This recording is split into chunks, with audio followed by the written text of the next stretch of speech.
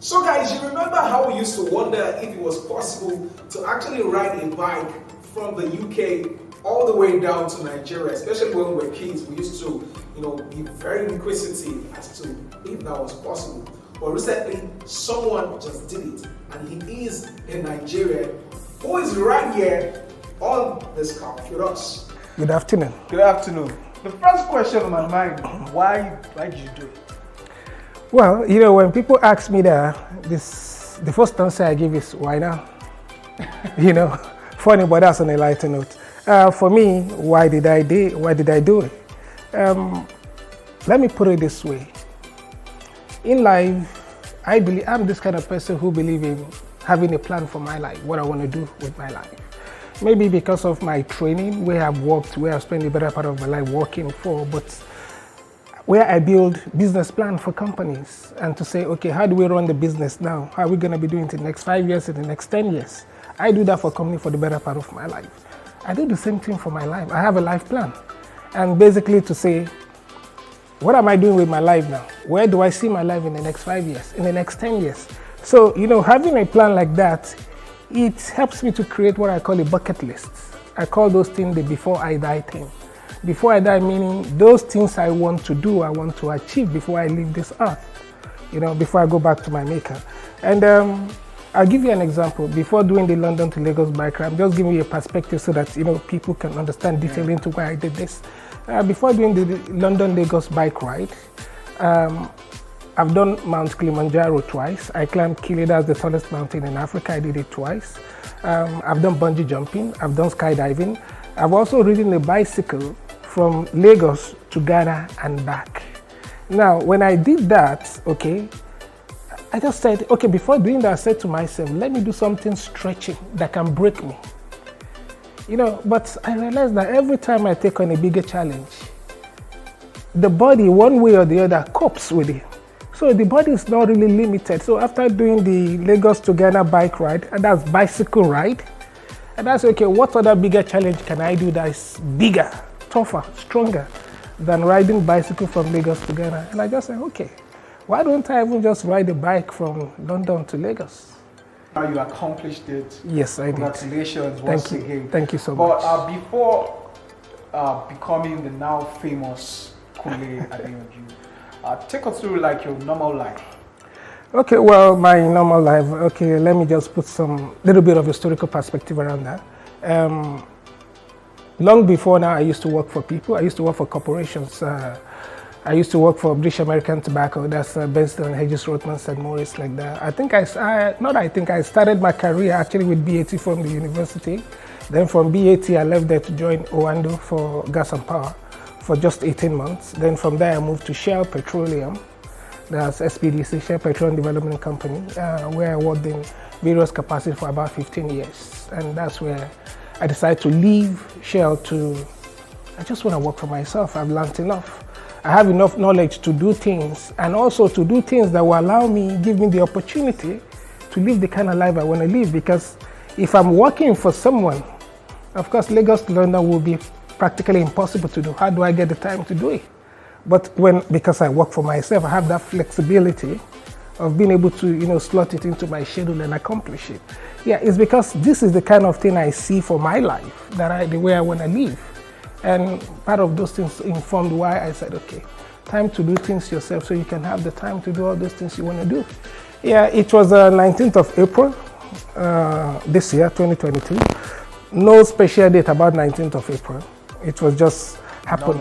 Actually, normal day. Actually, it happened not by design, but just happened that way because I remember when I placed an order for the bike with Honda.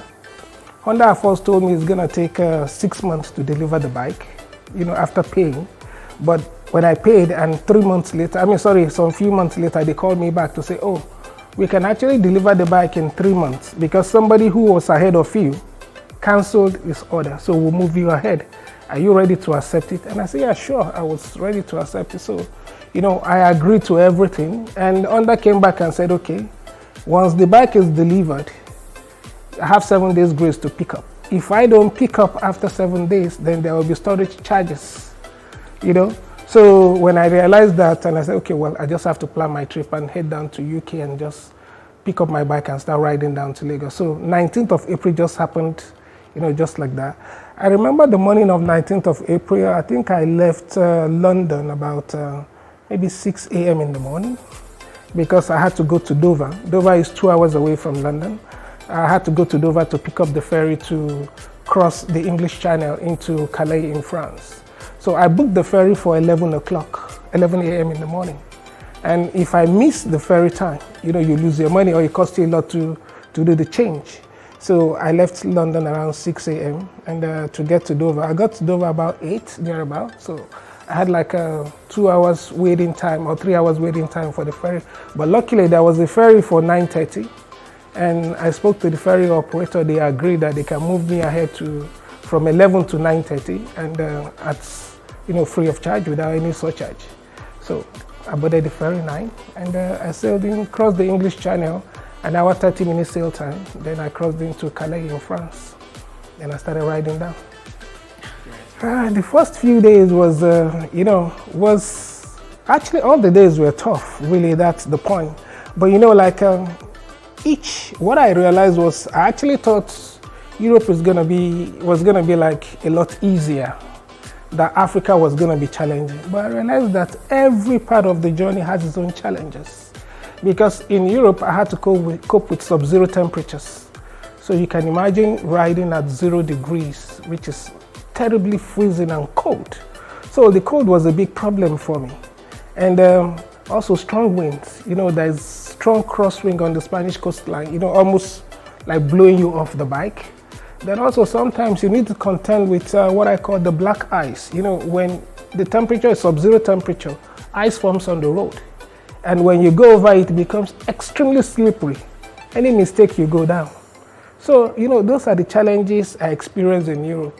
But coming into Africa, it was warm, I was happy. At least the freezing cold wasn't there anymore.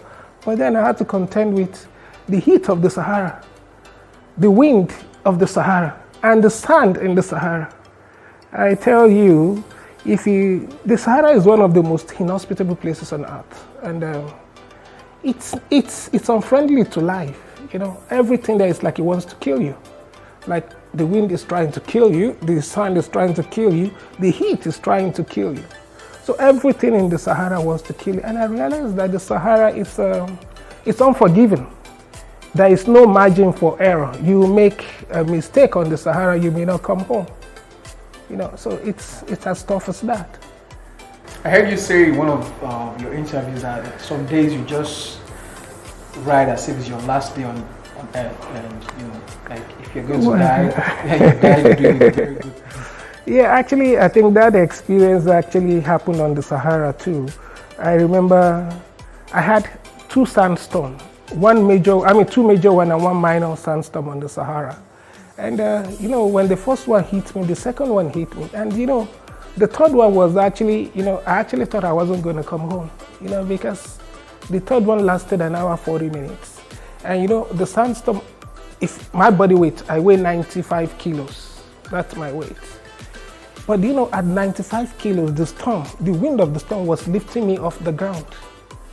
I couldn't stand, it was lifting me up. So I had to lie the bike on the sand because you can't stand the bike till the storm is gonna push the bike or probably lift the bike off. I had to lie the bike on the sand, then held on to the bike, tucked my head under the bike, and so that my body weight and the bike becomes one. The bike weighs 190, me 95, so we are close to 300. So it helps to prevent, hold us on the ground. And that wasn't the part. Remember that the Sahara, the sun is 45 degrees, 47 degrees hot. So imagine lying face down on a 45, 47 degrees hot sand. Then you can't get up because if you get up, there's a bigger danger up there. And look at the force of the gale winds, and the abrasiveness of the sand. It tore some holes in my jacket, just the abrasive force of the sand. So when I did that, I lay down. It was painful, it was hot, it was extremely tough. But then I've done everything I could to keep me safe. But the other part is, what if the storm, I was just thinking, what if the storm has lifted up a car or an object and dropped it where I was lying down? I had no control. So I was just there waiting that, okay, maybe today is the last day. And I remember saying to myself that, okay, God, I thank you for everything so far.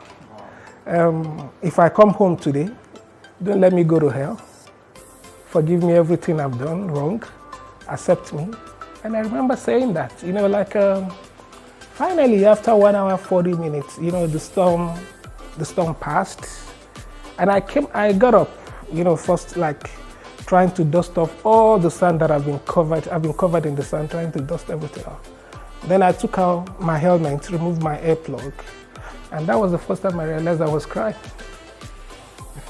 Because I saw tears streaming down my eyes.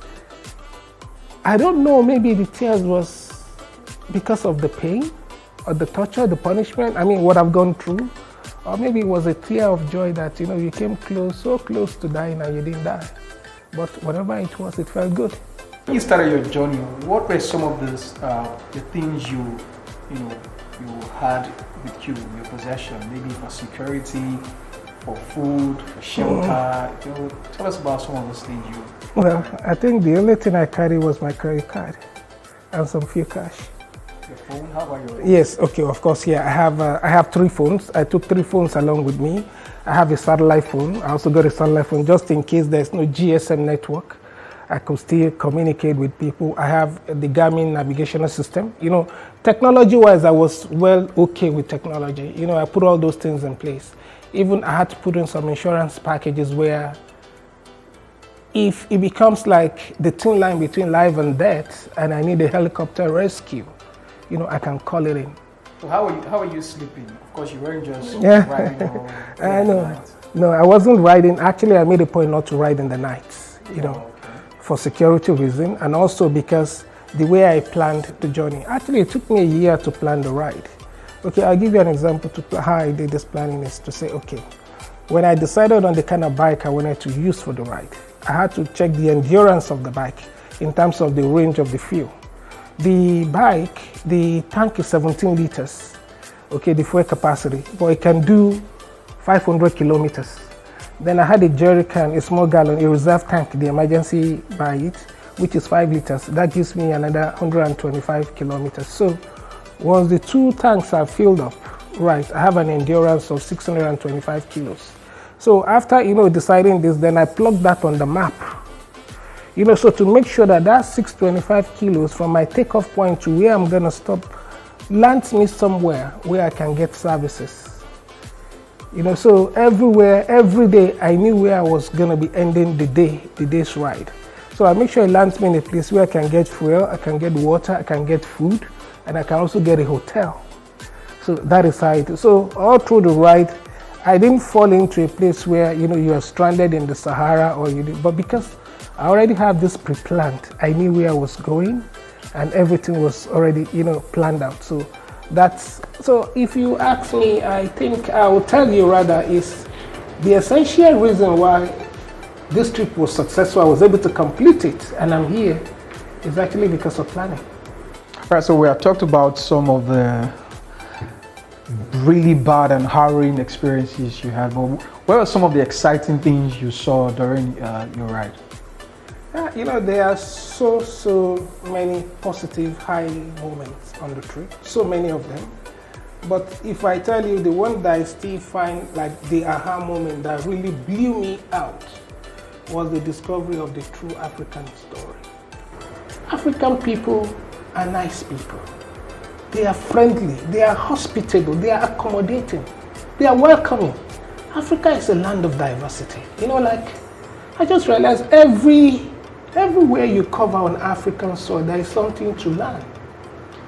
So for me, the high moments, the most important discovery so far on this ride was the discovery of the true African story. And I realized that all those things they wrote about Africa, that describe Africa, they are not true. It's totally wrong, it's totally false. If you read most of those Western media, what do they use to describe Africa? It's either safari, they say, oh, the safari, or the jungle, or the animal. But the story of the African people itself, the hospitality, the friendliness, the warmth of the African people, tells a far much more richer and stronger story than what is being used, the narrative being used to describe Africa in the papers. So for me, discovery of that was one of the best, things that happened to me on this trip. All right, now I know we can go for long and keep talking, but I know also that you're putting this whole experience in a book. Tell us about it. Yes, since actually starting the ride, I've started writing about the book. Every day that I finish the ride of the day, I spend like about 3-4 hours, filling up my journal, writing about it. Yes, I want to tell my story. That is why I want to tell the beautiful story, my beautiful experiences on the way. That is why I was doing the writing. But also for me, it was a survival strategy. It was a coping strategy, because when you do this kind of ride, it tends to become a routine. Because you do the same thing every day, back to back, every day. It becomes a routine. And if you are not careful, you allow something like that to become a routine, then that way, your attention, your quality, your focus, it drops. And once that drops, you're open for, like an unfortunate thing, an accident to happen.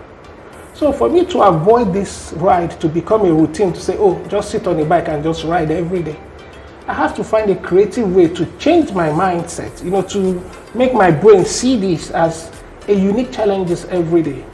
And that is why I said, okay, from day one that I started the ride, I'm going to be telling my story.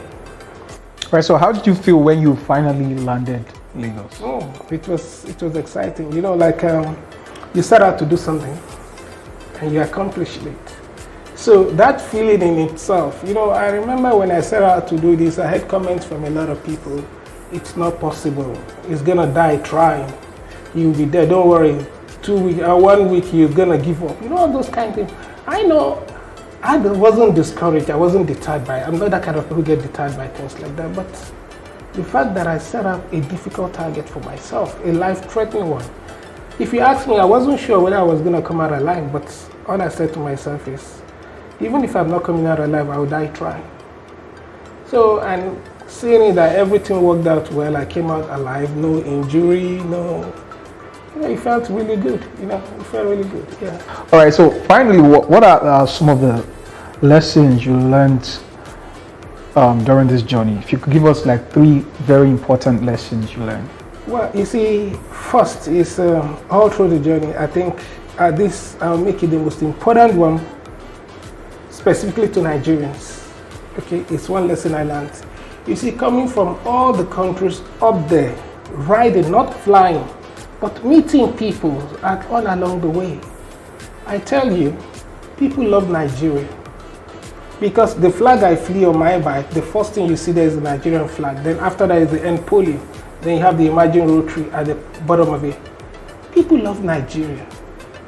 People want to associate with Nigeria. They want to take pictures and all those things. When they say, oh, Nigerian flag, even policemen will stop me, let me take pictures with Nigerian flag. But the amazing thing?